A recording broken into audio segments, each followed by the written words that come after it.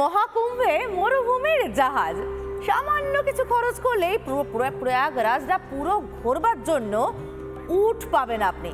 একেবারে উটের পিঠে চেপে গোটা প্রয়াগরাজ ঘুরে দেখতে পারবেন। দেখুন সে ছবি।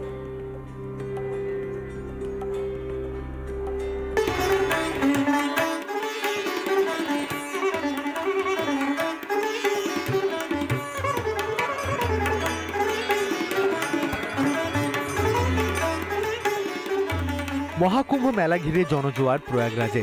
সাধু সন্ত থেকে পূর্ণার্থীদের ভিড়ে ঠিক করছে ত্রিবেণী সঙ্গম। গতকাল ছিল মহাকুম্ভের প্রথম স্থায়ী স্নান। এখনো ত্রিবেণী সঙ্গমে ডুব দিতে ভক্ত ও পূর্ণার্থীদের ভিড় বেড়েই চলেছে।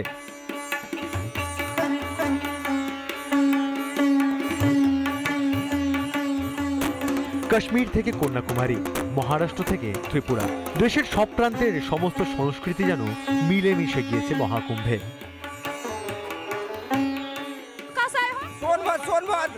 আচ্ছা, এটা রয়েছে সোনবাগ থেকে, পেছনে রয়েছেন পশ্চিমবঙ্গের মানুষ, সামনে গেলে হয়তো আরো অনেক রাজ্যের মানুষ। অর্থাৎ যে কথাটা বারবার করে বলার চেষ্টা করেছি, যেটা বারবার করে বলছি, একেবারে গোটা প্রয়াগরাজে ভারতের সমস্ত সংস্কৃতি মিলেমিশে একাকার।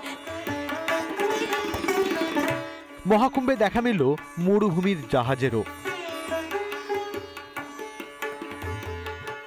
পুণ্যতিথিতে পুণ্যস্নানের পাশাপাশি চাইলেই করা যেতে পারে উটের সাওয়ারি। কি মনে হচ্ছে আমি রাজস্থানে আছি? না, একদম রাজস্থানে নেই, আমি কুম্ভ মেলাতেই আছি। আর এই কুম্ভ মেলা চত্বরে এলে এই সুন্দর মুহূর্তটা আপনারা উপভোগ করতে পারবেন। অর্থাৎ উটের পিঠে উঠতে পারবেন। এখানে উট রয়েছে, একটা নয় একাধিক রয়েছে। এই উটের পিঠে উঠে আপনারা কিন্তু এই এলাকাটা ঘুরতে পারবেন। শুধু পুণ্যস্নানের ব্যবস্থাই নয়, পূর্ণার্থীদের মনোরঞ্জনের সুব্যবস্থাও করা হয়েছে মহাকুম্ভে। চাইলেই উটের পিঠে চড়ে ঘুরে ফেলা যাবে পুরো প্রয়াগরাজ। রিপাবলিক বাংলা। নানা ধরনের কন্টেন্ট দেখার জন্য লাইক করুন, শেয়ার করুন আমাদের ফেসবুক পেজ, সাবস্ক্রাইব করুন আমাদের ইউটিউব চ্যানেল। পাশাপাশি অন্যান্য ব্রেকিং নিউজের জন্য অবশ্যই চোখ রাখুন রিপাবলিক বাংলায়।